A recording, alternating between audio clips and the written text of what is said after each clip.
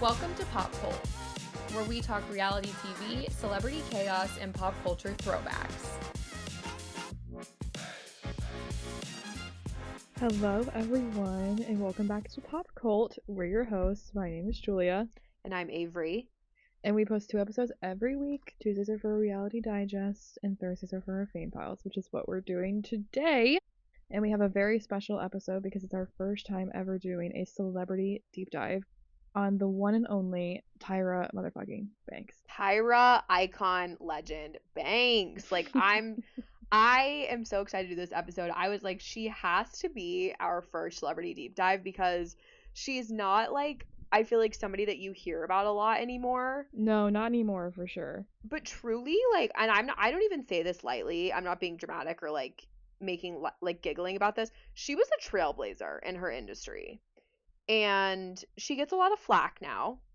And, some of it probably warranted. Some of it, it's kind of like a sign of the times, I guess, which we'll get into. But very exciting that we just found out that there's going to be a documentary about America's Next Top Model featuring Tyra, featuring some of the other judges, featuring some former contestants, coming out on Netflix at some point this year. Did we figure out the date? Let me look just real fast. I feel like Netflix posted it because it is a Netflix docu.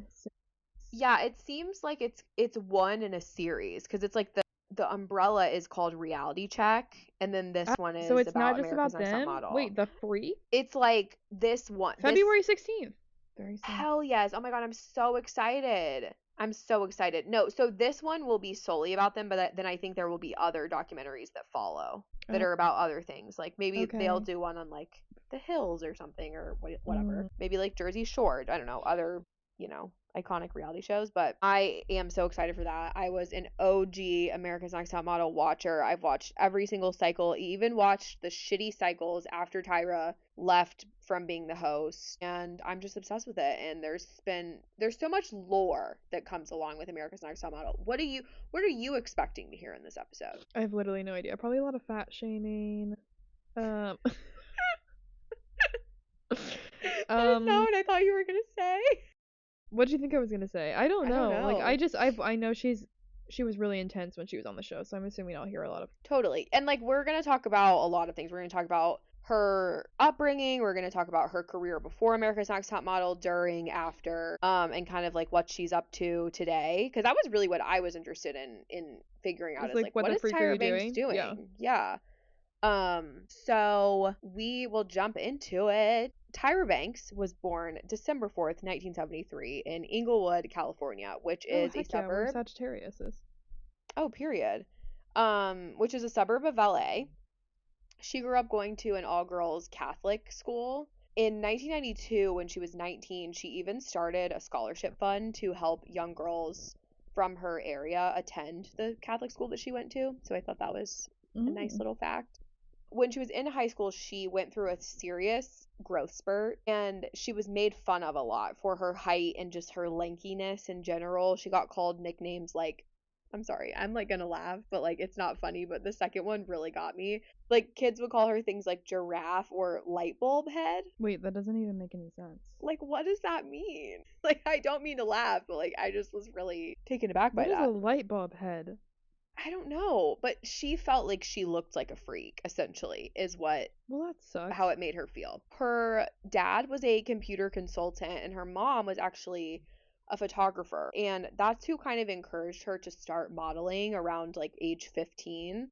And by the time she was 17, she was actively seeking representation from modeling agencies in California until she finally signed in 1990 with Elite Model Management, which I believe was also ended up being one of the sponsors of America's Next Top Model. How they would if they won, they would get a contract with a modeling agency. Mm-hmm. Maybe you didn't know that because you didn't watch it. Weirdo behavior. Oh. Kidding. She says there were instances, though, while she was hunting for agencies, that they would tell her things like she looked too ethnic, or these are their words, that they already had a black woman and didn't want another.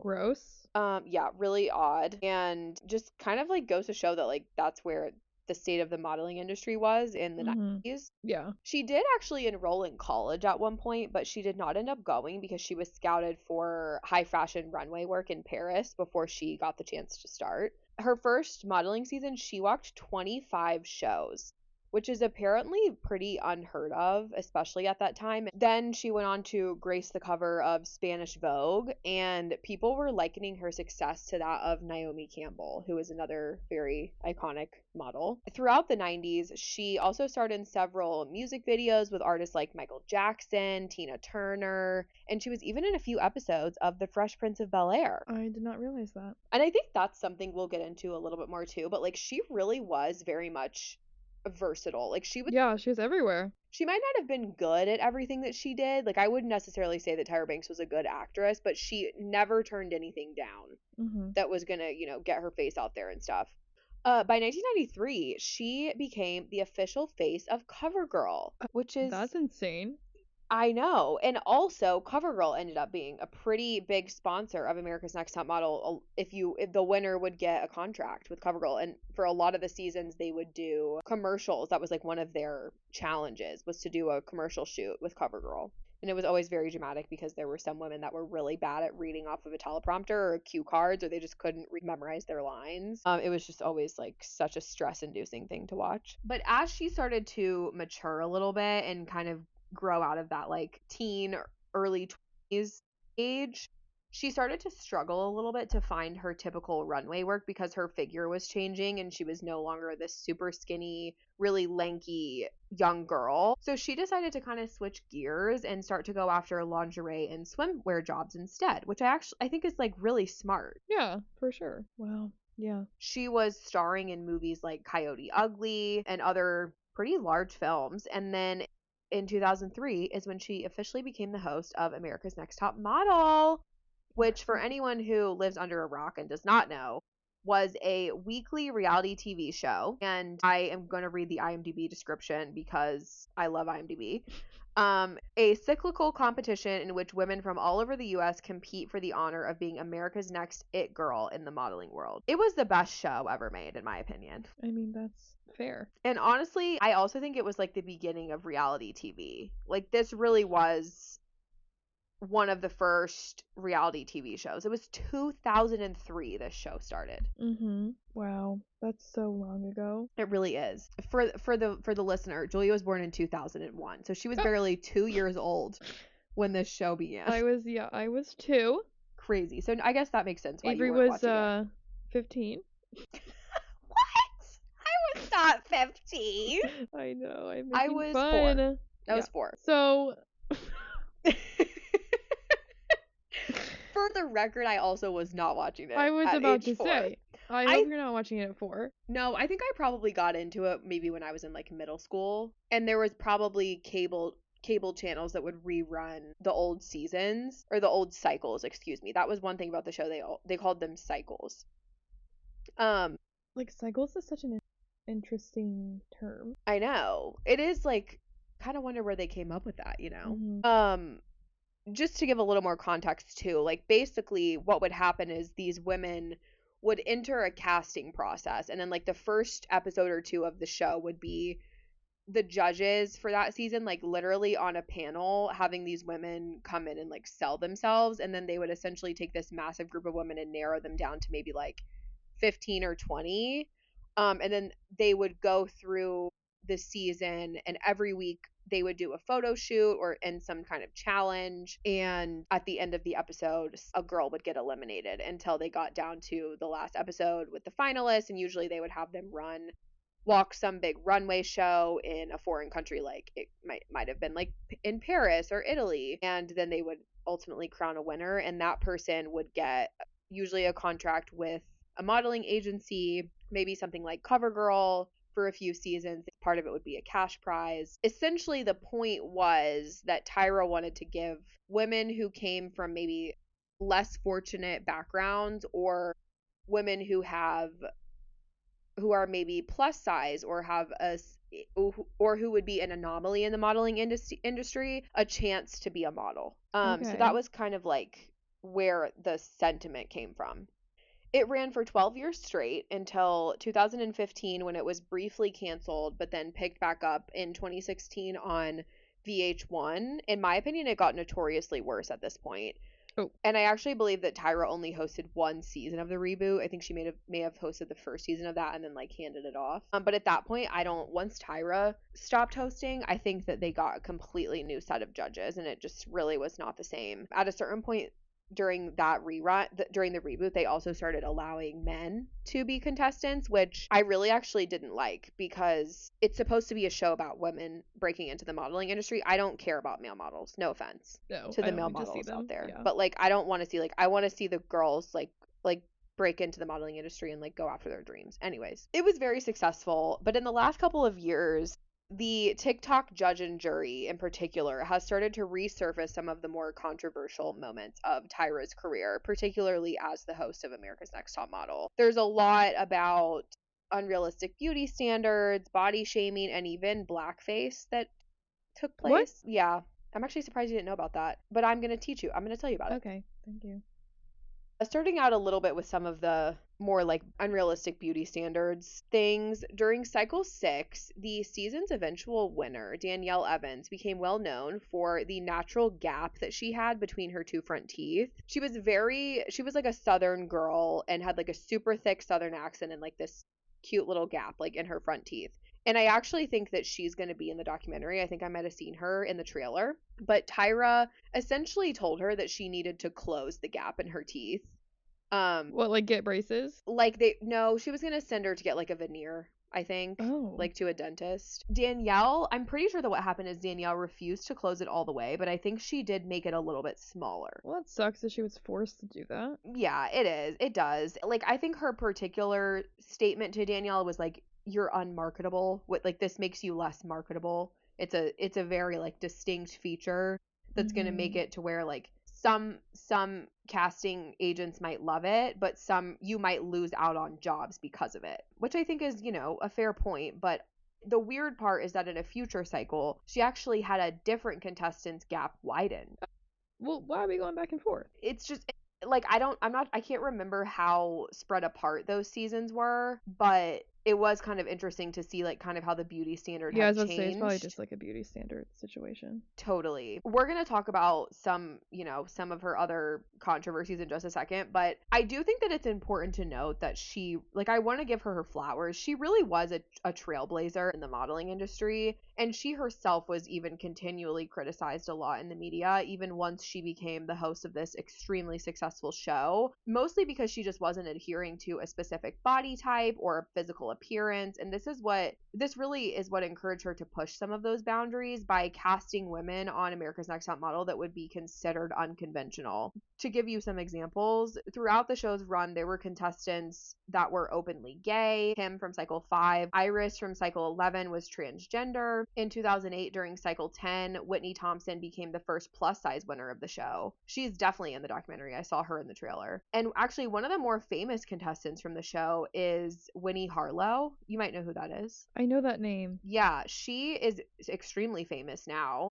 I'm not sure like how much of her fame was kind of like catapulted by America's Next Top Model, but she was on the show in cycle 21 and is, I think, still a very successful and working model. But she was the only contestant on the show who ever had vitiligo, and this was in 2014. Just to give you context as to the time period. In cycle 9, Tyra also opened up the casting to women who were under 5'7", which sounds kind of like arbitrary and insane, but that was the standard minimum height in the industry. To be a model, at the time. And I actually think the winner of that season, I'm pretty sure it was a girl named Nicole, and I think she like went on to have a pretty successful modeling career. In 2009, Tyra even received a GLAAD award for her, quote, strong commitment to educating the public about the lives of gay and transgender people on America's Next Top Model. So that's just a little bit of kind of the breakthroughs that she helped push forward in the industry. But that being said, she has also had her fair amount of missteps.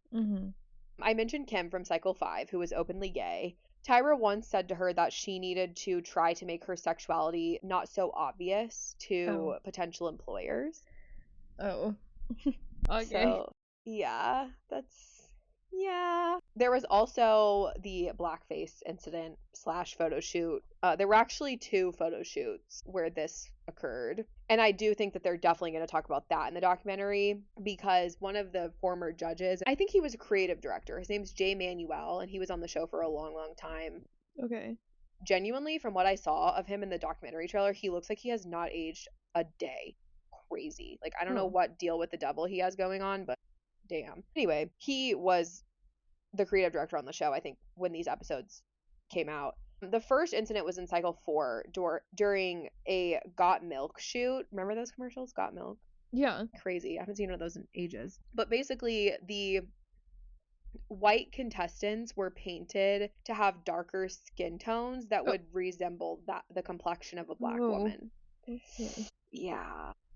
Well, that's insane. Yeah, it was crazy. The second was in cycle 13, where contestants were made to resemble essentially someone of a mixed race, but always ethnicities that were not theirs personally. What on earth? I remember this episode like it was yesterday. Like, it was crazy. Like, it was just really bizarre. I don't know where they came up with this idea. I feel like there's way more creative and normal things that we could have done. So in 2020, Tyra sort of came under fire for some of her more insensitive moments on America's Next Top Model. She did respond to it. Like, she was kind of seeing all of this going on, and she posted a response on Twitter which read, quote, "Been seeing the posts about the intensity of some past ANTM moments, and I agree with you. Looking back, those were some really off choices. Appreciate your honest feedback, and I'm sending so much love and virtual hugs." So that was her response. Okay. Danielle, who is the one who she told her to close the gap in her teeth, actually also responded to some of the discourse on Twitter. She tweeted, quote, "You're beautiful, and I'm not talking about a physical feature. It doesn't matter if you have a gap, stacked teeth, straight teeth. It matters not. It doesn't matter if you're black, brown, white, indifferent, other. It doesn't matter. What makes you beautiful is in here." And I actually, now that I think about it, I think that might have been a video. Like, it was like a video that she posted on Twitter, and maybe not even just like a written tweet. One of the former America's Next Top Model producers even responded to Tyra's tweet, saying, quote, "I look at some of those hashtag ANTM moments and cringe. Just an FYI, the entire creative team made the choices in those shows, not just Tyra. So please feel free to yell at me for some of the worst moments in ANTM history. Apologies to all." Well, that was nice. Yeah, which I think is like kind of, one of the things that I'm going to defend Tyra on is like, yes, she was the host, and so unfortunately when stuff goes wrong, she's the person who takes the brunt of it because she's the face of the show. But that's like goes to show for any reality show that like there is not one person making the decision about what happens. So when you go to like cyberbully somebody about it, maybe just take that into consideration. It's just hard when one person is like the face, you know? Totally. When it was announced so I don't know if you remember this, but it was announced that Tyra was coming out of retirement, kind of, for the Victoria's Secret fashion show a few years ago. The internet kind of took that as an opportunity to put her on blast for a lot of the questionable things that happened on America's Next Top Model, particularly the body shaming that you were mentioning earlier. Okay. I do think that it is important to note that when it came to conversations about plus size models in particular, while Tyra was harsh sometimes, I think the thing that she and contestants have said is like she was also just being realistic about the industry. Yeah. Like she didn't want to send out these plus size women who truly were not even plus size. Like they were like a size 4. It's insane watching it back sometimes. But like she didn't want to send them out to be unprepared for the response that they're going to get. So she would often speak about how some of the plus size contestants that would sign up and make it to like the casting in the first episode were actually not even plus size enough to break into the industry of being a plus size model, but that they were too large for the mainstream industry. Okay. Which I think is like an interesting thing to think about. For sure. It's almost like they can't win, It's no, like you can't win. You can't. Yeah. They might not be a size 0, but then like they have to be like a size 8 to be a plus size model, which is insane in and of itself. But yeah, I mean, I think I say that to say I think it's easy to criticize her specifically, but I think the criticism should really be reserved for the industry as a whole rather than she her. was just kind of going along with what like the standard was, and like yes, of course you want to like break the standard, but like that's not realistically going to happen in just a couple of days. Totally. And even seasons and seasons of this show, she's continually having plus size women on the show, Mm-hmm. trying to almost force the industry to have a more open mind. And nobody else was really doing that. So Mm-hmm. 2024, she spoke about her persona on America's Next Top Model and how it was just that. It was a persona. She said, quote, "I had a persona on TV that was totally different than who I am in real life. In real life, I have a lot of difficulty with giving feedback, like at work. I used to have a coach train me on how to say, well, you could have done this better. Now that I've learned that giving people feedback, whether it's people that you work with or your family or your friend, helps them and it helps your relationship. It's like therapy for your relationship, so that you can continue to keep that conversation going." But yeah, she says that like her persona on the show was a character, and despite all of the show's missteps, it really was like ahead of its time. There was no other show doing the same things. Her former co-judges have also had a few things to say about her. In 2024, former America's Next Top Model judge Janice Dickinson appeared on former Bachelorette Caitlin Bristow's podcast, Off the Vine. She always comes up in our episodes. She does. Her and Nick Vile. Oh my, bro, like it's always them. Like what? And you know what's funny? He was on Caitlin's season of The Bachelorette. Like that's just really weird. Yeah. Anyways, Caitlin had Janice Dickinson on. I don't know if do you know who Janice Dickinson is? No idea. I don't know a ton about her. I think she was a pretty famous model in the 90s, and she's a little bit crazy. Like I don't know. Oh, I I'm remember looking her up.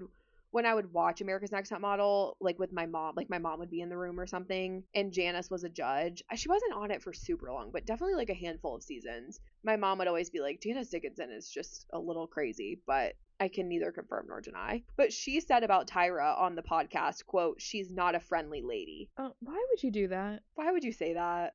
Like, why would you do that? And also, Janice Dickinson was like notoriously mean to the contestants, from what I remember. So I don't know about that. The other reason I don't take too much stock into this is because she also admitted that she would intentionally say things to irritate Tyra. She literally said, quote, "Because if she was going to be mean to the girls, I saw her ploy. Just so I could remain under the radar, I'd tell her things like, I did Vogue, you did Elle." Like basically trying to one up her. Okay, sure. Yeah. She also claims that Tyra was always late to set when they were filming America's Next Top Model. And I have to say, I do not believe this because Tyra was a stickler for the women being professionals in the industry. Like if you ever watched like one of the episodes, once it got down to maybe like the final 3 or 4, they would do an episode where they went on what they called go-sees, which was where she sent them out in like New York City or LA or Milan or a modeling city. And she would say, these are the brands that you need to hit.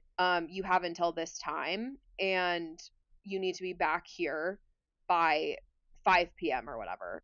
What happened if they didn't make it? It would like impact their judging. Okay. So like you might be, even if you had like a great photo shoot that week, if you didn't make it to all your go-sees or you didn't get back on time, they would count that against you in the judging process that week. Lord. Yeah. So yeah, I don't really believe that she says that Tyra wasn't on time. Part of the reason I feel like she also is not credible is because she has admitted that she said some really nasty things about Tyra, in part because she was bitter about being fired from the show. Oh, okay.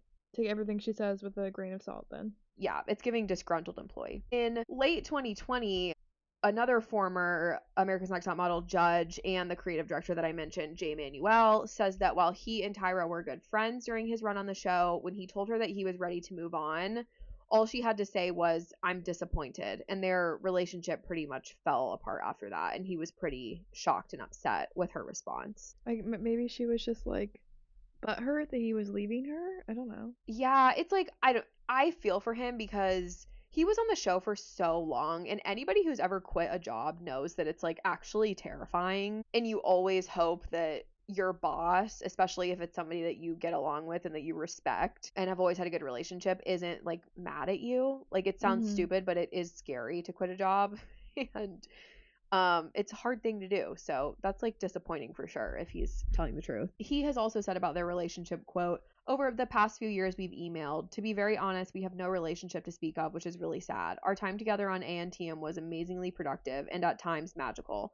We got to experience being a part of a global phenomenon." Interesting. Okay. He is also in the documentary, and I'm wondering if they're going to have any interactions. Oh, I don't know. Yeah.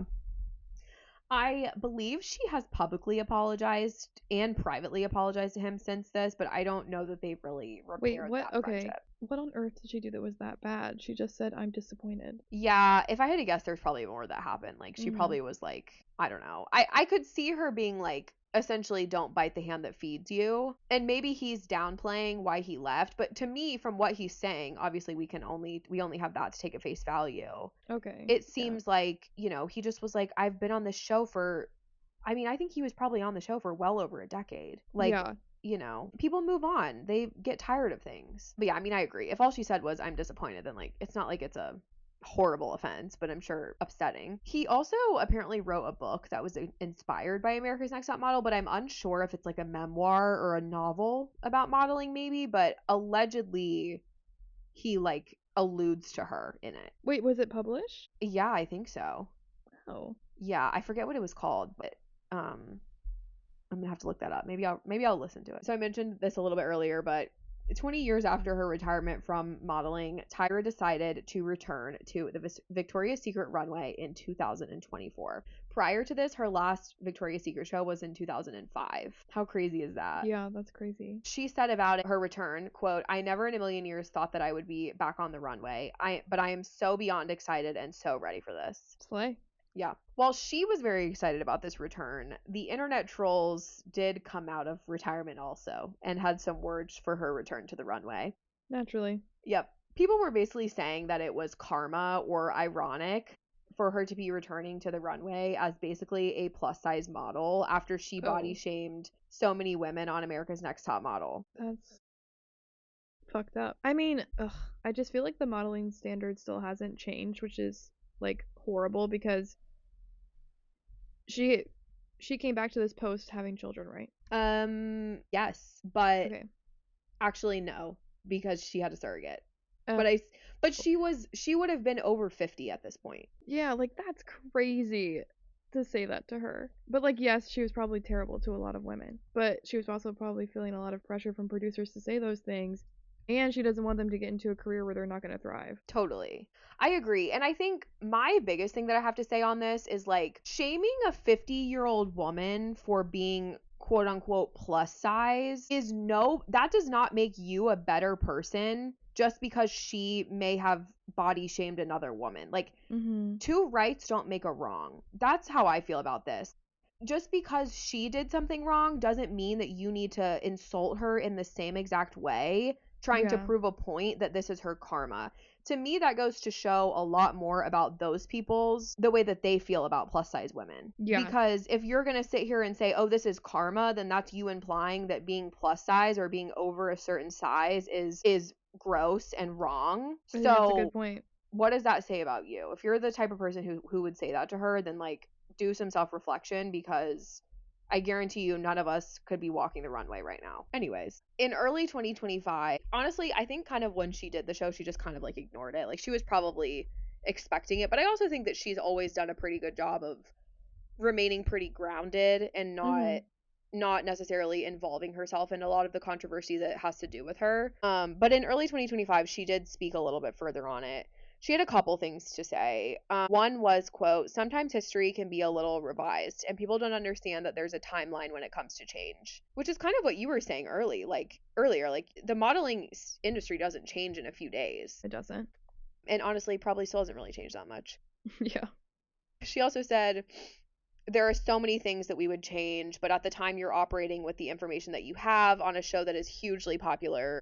So we're all experiencing this together. Okay. She really does kind of continue to acknowledge that they didn't get it right all the time. She even made like a really long statement, I think on Twitter at one point. I don't think I'm going to read the whole thing, but at least a part of it was, there are so many things in my whole career that I would do differently. Lots of things. But the crazy thing is, I had a talk show for 5 years. There were things on Top Model that we did. And I'm like, I shouldn't have done that. Y'all let me know that it was whack. I would mention it on the talk show and apologize. Or I wrote a book and in it, I talked about it. Oh, I said this on Top Model and I shouldn't have done this, even though it would have hurt their career. So like she does acknowledge that, like, you know, even I genuinely was trying to help these women succeed, but even with that, I shouldn't have like perpetuated those standards, even if I knew that that was the only way that they were going to find success, is if they listened. Yeah. The very first winner of the show was a woman named Adrienne Curry, and she has spoken briefly on the Tyra Banks controversy. I think I was expecting her to have some serious tea and criticism because it was literally the first cycle, but she actually didn't. She said, quote, "You know what's really funny is everyone wanted me to dogpile on Tyra Banks when 2020 was happening and everyone was getting pissed." And I was like, no, because if anyone has a right to be mad at her, it's me, and I'm over it. I don't give a shit anymore. What she taught me was the truth of entertainment. It's cutthroat. You can't trust everybody and everyone is lying to you. So she actually gave me a great lesson, and the show was just an avenue for her to propel herself into something else after she aged out at modeling.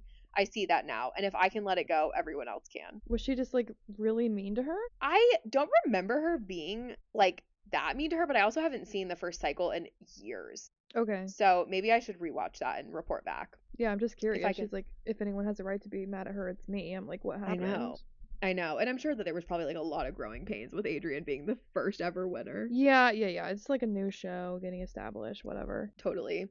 I'll see if I can find that, if I can stream that anywhere, and I'll watch it. Tyra also spoke a little bit on how there were so many rules within the modeling industry that they were trying to push. She's like, I'm trying to push the boundaries, but also make sure that I'm not pushing them too fast so that these girls could actually find work. Like, I can break, basically she's saying like, I can break these beauty barriers all I want on the show, but then they'll graduate and move on from the show, and that won't necessarily work for them in practice. Mm-hmm. So it's really, I mean, it's such a double-edged sword because it's like we can simultaneously criticize for like the things that she did, but also she was doing a lot of them in response to the industry that she kind of came up in. But I actually would love if they brought her back onto, if they did another reboot of the show and brought her back because of like how many strides the modeling industry has made since the show ended, you know? That would be interesting. Like even, you know, like they have plus size models on the Victoria's Secret runways all the time now. Yeah,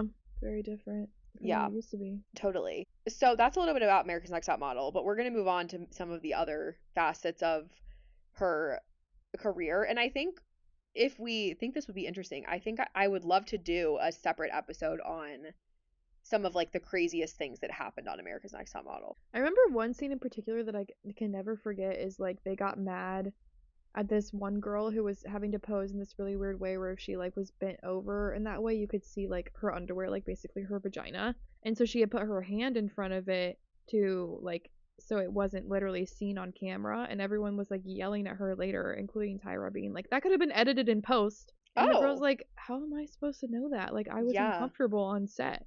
And I think about that scene often. Oh my goodness, I don't remember that.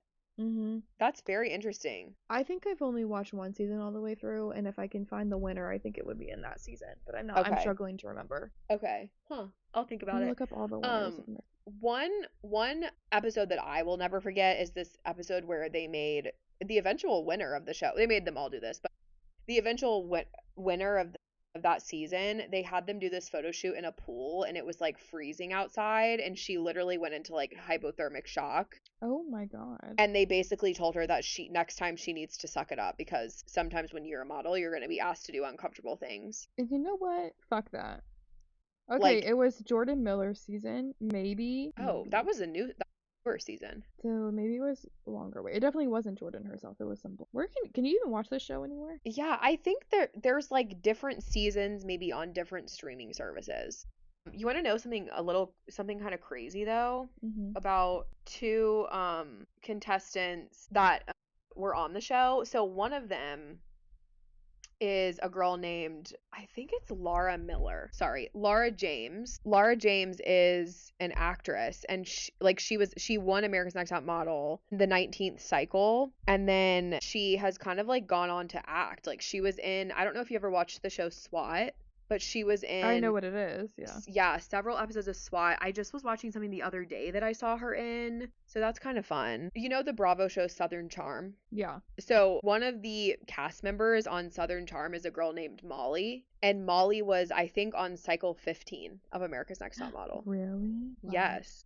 I was like in shock when I learned that, because that was one of my favorite cycles. Molly was like one of my favorite contestants, and she didn't win, but she was runner up, and it was crazy. We'll do this, I guess, in our episode, but basically she and the other contestant, they literally gave them like pixie cuts in the final episode, and she was like, I totally thought I was going to win, because why would you cut all my hair off and then I don't even win the show? Yeah, that's fucked So, up. yeah, that was crazy. Anyways, moving on. Simultaneously, as she was hosting America's Next Top Model, she was also hosting her own talk show called The Tyra Banks Show, which started in 2005. And she actually won some daytime Emmys in 2008 and 2009 for Outstanding Informative Talk Show. But the show ended up ending in 2010. She was obviously like a one-woman show, and it was well known to be kind of a chaotic program. Anyone who's ever seen America's Next Top Model knows that Tyra can be like a little bit erratic. One time she did a live sonogram to prove that she didn't have breast implants. Okay. And another time she went undercover as a stripper named Chanel to see what it was like. Why not? Why not? Like, who was producing this show? Who was coming up with these ideas? Yeah. Was she pitching these? Honestly, it would not surprise me if she was, to be completely honest. She would also interview a lot of celebrities. She interviewed Rihanna, Robert Pattinson, Beyonce, so like very famous people. And it ran for five seasons total. But it ended in 2010, and then in 2011, Tyra released a novel titled Model Land. Sick. She also premiered in Gossip Girl at one point. I think I remember that. I don't. I would love to. I do. We need to find which episode it is. So in Gossip Girl, she played that. So like, you know, when Serena tries to become like an agent for models. Yes. Like Tyra Banks plays like a model gone crazy. Oh, okay. I feel like I kind of remember that vaguely. You would know it. Okay. I'm gonna go watch that episode now. America's Next Top Model, though, is actually not the only reality show that Tyra was in, because you probably remember this. In 2022, she was in an episode of The Kardashians. What's she doing? She participated. Oh, yeah, she brought a bunch of models together, right? Like, yes, for Skims. Yeah, okay. Yes, she participated in a Skim shoot. It was her and some other like very iconic models. But it was super cute and fun from what I remember from the episode. It was fun to see Tyra like modeling again. And in the 20-teens, she started branching into hosting reality. I hated that. 20 teens. Okay, I'll say that again. She eventually also branched into hosting reality TV, like competition shows. She started out with America's Got Talent, and then from 2020 to 2022, she hosted Dancing with the Stars. I'm pretty sure she was like set up for failure with Dancing with the Stars as a host. Yes, so she hosted alongside Alfonso. Back to you, Alfonso. She hosted with Alfonso Ribeiro, who is obviously one of the current hosts. And he kind of said the same thing. Like, he was like, I kind of feel like she was set up for failure a little bit, and like, she just really, I don't think, was very well liked as a host. But I didn't watch Dancing with the Stars then, so I'm not really super tuned into how people felt about her. But she did host it for 3 seasons as a host and an executive producer, and she was who replaced Tom Bergeron. So we saw him in the most recent season, and I feel like he was really well loved. So I wonder if that was kind of why maybe people didn't like her, because they just like really liked Tom. Yeah, I think it was a rough transition for him to like leave. Totally, I agree. But she confirmed that she was leaving in March of 2023, which is actually later than I had thought it was. Yeah, that's like so close to now. It's actually like 3 years ago, but it doesn't Shut the seem fuck like up. it. I know, it's crazy. I keep thinking like, oh, 2024 was last year when I've been writing these episodes, and I'm like, I still think of terms in terms of 2020, so I think like 2018 was 2 years ago. Yeah, for sure. We're all stuck. We're stuck forever. Still at the restaurant. Anyways, I think like it's just funny how she's really tried just about every industry in the entertainment world that she possibly could. Okay. And I do think it's like, you know, a lot of people kind of just like, if she had a very successful modeling career, I'm sure she made millions from America's Next Top Model, and she really could have kind of just like disappeared. I was about to say, why did she keep working? I think she just loves to work. I mean, fair. She's Kim Kardashian. She's the first coming of Kim Kardashian. Literally. Tyra Banks walked so Kim Kardashian could run. In 2022, she launched an attraction, like an experience. She called it Model Land, which was the same title of her book, in Santa Monica, California, which she branded as a multi-sensorial experience. I don't get it. I still don't really either, but I'm gonna try and make it make sense. Okay. It was kind of like a theme park, but I don't really think there were like rides. It was like a mock modeling experience, like what it's like to be a model, but it also had an ice cream shop, which is like another industry that she gets into that we'll talk about later. I don't know. Basically, the tagline was find your light, work your angles, eat yummy ice cream. I think I'm uncomfortable. I think it's really giving fever dream. Yeah. The idea was that visitors would get to experience the day in the life of a model. You could walk a runway, there's a wig room with a collection curated by Tyra and like a dance studio. And she also had professional posers that would teach you how to like selfie techniques. And then you could basically fake shop a collection of super extra clothes, I guess. Okay. Yeah. So, I mean, creative. I don't necessarily think it was super successful. Yeah. I think it suffered. Maybe there were some opening issues around COVID. Maybe she had to delay opening or something. I genuinely couldn't even find any photos. So, Yeah, I would love to find photos. if anyone is listening from Santa Monica, California, I would love to know if you guys went and if you know anything about this. Mm-hmm. Going back to what you said a little bit earlier, a lot of people I feel like don't know this, but Tyra actually has a son. His name is York, and I think he's probably like 9 or 10 at this point. He was born in 2016 via a surrogate to Tyra and her boyfriend at the time, a man named Eric Asla.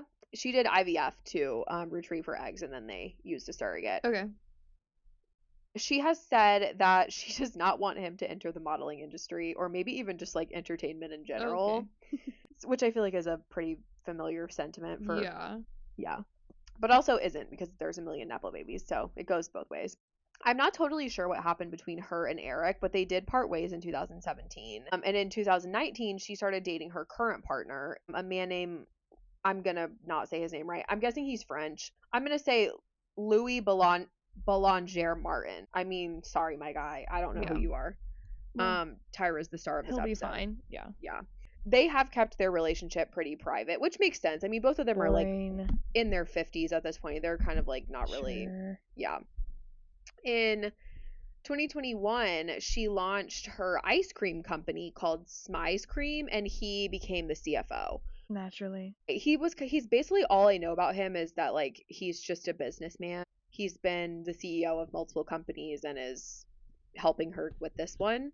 Okay. Or a partner, I guess. There have definitely been engagement rumors, but they really just seem to not care about marriage. Okay. And they live in Australia together now, which we'll talk about. I did not know she lived in Australia. Yes, so we will talk a little bit about her living in Australia. In 2023, she turned 50, and she revealed I thought this was an interesting fact, at her birthday party, her 50th birthday party, she had her very first alcoholic drink ever. That's the biggest lie I've ever heard. I really don't think it is. Like, I feel like I remember her talking a little bit about this on America's Next Top Model, like the fact that like she doesn't drink or do any sort of like substances. She said that it was nasty and not worth it. Okay. So I still don't believe her, but okay. Okay, interesting. I'm just like, no way. I know, it seems crazy. I guess it just depends on like, I don't know, like she entered the modeling industry so young. I'm sure that people were telling her like alcohol makes you fat, you know? I guess. I don't know. That's really odd to me. Yeah, it is interesting for sure. And maybe her parents weren't drinkers. I would love to hear from her personally on this. Let's sit down with her. Yeah, I hope they ask about it in the documentary. She did speak a little bit after she turned 50 on like wanting women to not feel scared of aging. Like Well, she doesn't look like she's aged a day. I know, I kind of don't really think she's had like a ton of work done either, which is, I mean, she's just a gorgeous human. There's no denying that. In July of 2024, Tyra opened up her ice cream shop called Smize and Dream. So she has this like Smize and Dream. What's with the ice cream? I am so glad you asked. You may be wondering what inspired Tyra to branch into the consumer packaged goods industry. I am, because it makes no sense. Right. She says on that, quote, "The journey from being in fashion to food is very natural for me, internally, inside of my body, and in my head. I've always been a model that ate, a model that indulged." Oh. I don't know. I thought it'd be something more like, I don't know, sentimental based. You said, oh. I was like, yeah, everybody loves fucking ice cream. For sure. I mean, who doesn't, right? She does say, in terms of the name, that the phrase smize was, I mean, I don't know if you know this, but that was like kind of like her signature on America's Next Top Model. Okay, like smiling with your eyes. Yes, exactly. How did you know that? You're a genius. I've seen it. Okay. Okay, I didn't know if you like had no clue. You said you didn't watch the show, so I'm like, Not like you do, but I've she would seen it. she would be smizing every episode. She would be like, you need Yeah. to smize, and it does mean exactly that, smile with their eyes. So that's kind of where that came from. She's also said that her ice cream company is a tribute to her mom. But yeah, so she had like this Smize and Dream pop-up type shop in Washington, D.C. of all places. Okay. I don't think that it's open anymore, but I think her brother lives there. So maybe she was like trying to figure out where she wanted to land Yeah, close to geographically. family or Close to yeah. family. But this was the first storefront for her ice cream. Prior to this, it had just been like prepackaged pints. Prepackaged pints. Say that 5 times fast. Pre-packaged pints. Pints, yes. Being sold, they were sold in LA. And she also I found that she had an ice cream truck in Dubai. Okay. She's just like all over Okay. the place. What is with celebrities in Dubai? What's with celebrities entering these strange markets? Truly, it's such a good question. Like Sydney Sweeney's lingerie that she's just launched. Really, Well, it's then like, I'm thinking like Khloe Kardashian's protein popcorn, which I saw in True. Walmart today, by the way. Did you? I Oh my did. god. But at this point, though, Sydney, Australia location of Smize and Dream is the flagship. There has been a little bit of drama with her Smize and Dream business. In December, just recently, in December 2025, she got tangled up in a $2.8 million lawsuit with her landlord. Yep. That's a lot of money. For allegedly refusing to pay rent. This is for the DC location. And it's basically, from what I found, it's a breach of contract on a 10-year commercial lease agreement. From what I understand, she had asked the landlord to make a bunch of updates to the building. They signed the lease, but then she tried to terminate or back out, and the landlord denied her. So now I guess she's just not paying rent. Okay, well, but you can't do that. Right. And like also I'm sure the landlord was like, I just did all this work on it because you requested it and now you don't. Like if she hadn't done that, then he may have like let her out of the lease, you know? Okay. But also I'll be honest, I read an article on it. I didn't fully understand what it was saying because I'm not a lawyer, but Allow you. a lawyer. I know that sounded weird, didn't it? Just sounded but southern. a lawyer? Lawyer? Allow you. Lawyer? Anyways. I could be like reporting information incorrectly on that. So just do your own research if you have more interest in that, because I did my best to read this legal thing. So, like I said, at a certain point, she ends up in Australia. In January of 2025, she does an interview with an Australian like talk/news show. Like it kind of seemed like Today Show vibes from the clip that I saw.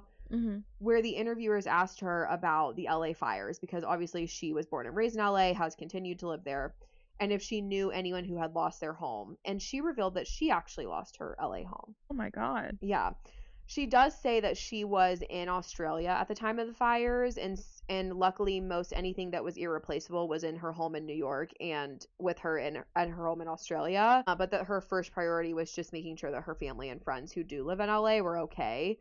So she just didn't really want to talk about it publicly because, like, in the grand scheme of things, that wasn't her primary home, which I think is good self-awareness to have. But I do feel badly for her that she lost her home. And then in April of 2025, she finally spoke on her official move to Australia. Basically, she said that they were producing a lot of the ice cream in a factory in Australia, and as they would travel back and forth, they just fell in love with it when they would visit, and so she and her partner decided to get a permanent residence. Well, cute. How nice is it to be a celebrity that can just move countries whenever they want? Yeah, they fair. can afford the cost of doing that. Most recently, in December 2025 also, there was a very odd video of her that spread across the internet. I genuinely don't even really know how to explain it, so I would really encourage everyone to just go watch it, but I'm going to do my best. I'm scared. No, it's like bizarre. Like, okay. Basically, she's on stage at a drag show that had been organized to promote her ice cream brand, and she starts going on this rant about how Santa Claus the fictional character Santa Claus is trying to replicate her cookies and cream ice cream when like, he's claiming Santa's real. Right. Like, she's saying, like, he's going into people's homes, and when you leave him milk and cookies, he's like putting it in the freezer and mixing it up and trying to replicate her cookies and cream ice cream flavor. Okay. Like, she's literally coming for Santa's neck. Like, I don't get that at all whatsoever. Nobody else did either. I remember seeing the Okay. clip circulate. It's part of what made me want to do this episode because I was like, what is she doing?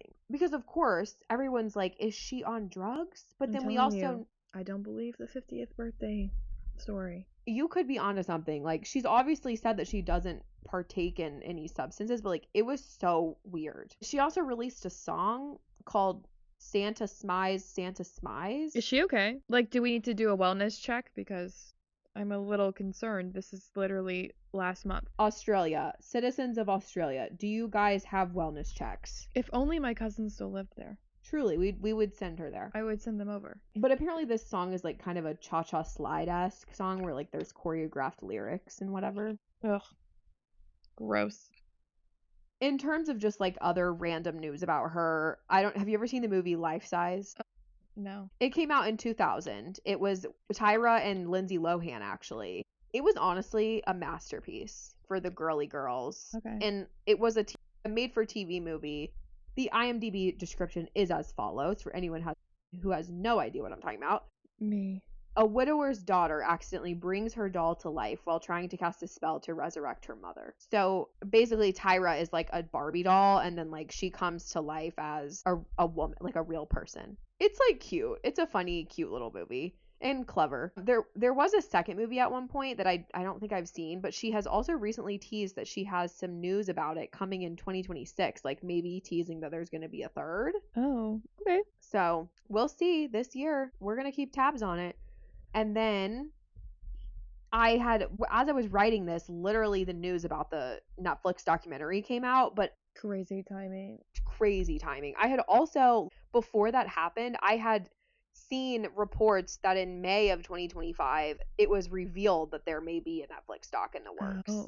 Oh, so then how long ago was this shit filmed? I know. Isn't that crazy? So it's just funny that I'm like, okay, like probably there's something coming, and then literally the week that we're doing this one, the trailer drops. But yeah, up until this point, she hadn't really like said anything publicly about it, but there was just rumors that she was going to be participating.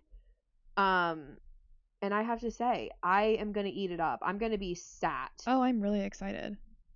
I'm so thrilled. I just think it's going to be so interesting, and honestly, I think it should be like a multi-part docu-series on this show if I had my way. I need to figure out how to get in on these like Netflix documentaries, truly. I don't know. But yeah, so that is our episode on our first celebrity deep dive on Tyra Banks. Beautiful. It's beautiful. What did you think? Did you learn anything? Yeah, I'm still so stuck on Santa. Like, I don't think I'll really ever get over that. Right. Because I just don't understand. You're going to go to sleep thinking about it, for Yeah, sure. Sure I am. What do you think about all the, like, controversy with America's Next Top Model? Like, do you think we should, give her a break? Yeah, I think just like industry? once again, she was never set up for success. She was always set up to take the fall for anything that she was told to do on that show. Totally. And it's irritating. I'm like irritated for her. Yeah, it is. And I honestly kind of think that that's how she feels a little bit too, just based on like the tone and some of the wording of her responses. She's like, thanks for the feedback. I'll be sure to not do it again if I ever do a modeling show again. Yeah. But I think we would all be shocked and appalled to find out what's going on behind the scenes in the modeling industry even today. Like, I feel like everything that happened just had a lot less to do with her. Mm-hmm. I totally agree. So I don't think you watched this, but when the second season comes out, I'm going to make you watch it. Okay. Love Thy Nader, the show about the Nader sisters. The Nader sisters. Yeah, I know what that is. I feel like, because I watched the first season and I really liked it. I thought it was interesting, and I thought one of the more interesting parts of it was when they would talk about Brooks's modeling career and they would show her on shoots and working and stuff. And it really, to me, I feel like it's the first insight into the modeling industry genuinely since America's Next Top Model ended. So I would know what I want more of? This is not related, but I want more like NFL cheerleader shows. Like, I don't want to just see all the Dallas Cowboys. I want to see all the other ones too. That is such a good idea. That's an amazing idea. I know. We should pitch that to someone. I know, but who do I pitch it to? I don't know. We're going to look into it. I would love a spinoff with Brooks Nader as like the host or the subject of some either like modeling competition show or just like following her around as a model. No, I mean, I like her sisters. They're really fun and they're gorgeous and they're entertaining and they seem like really good people, but I feel like I'm more interested in her modeling career. Yeah, okay. So we need to figure out who we can. We have good ideas. Who can we talk to?